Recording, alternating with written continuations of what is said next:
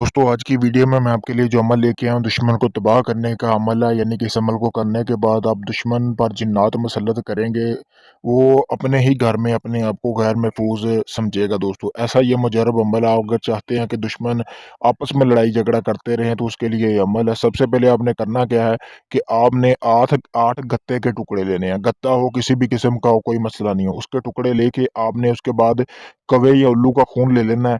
कवे या उल्लू का खून का जब इंतज़ाम हो जाए उसके बाद आपने कलम के साथ, जैसा कि ये तवीज़ आपको सामने नज़र आ रहा है स्क्रीन पर, ये तवीज़ आपने बना लेना है। किसी भी समार के दिन से इस अमल को शुरू करना है और खुले आसमान के नीचे इस लिखना है इस तवीज़ को।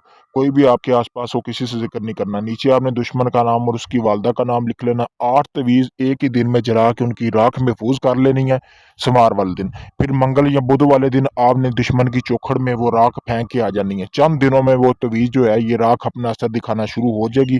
आपका दुश्मन पागल हो जाएगा, उसे समझ ही नहीं आएगा कि क्या हो गया है।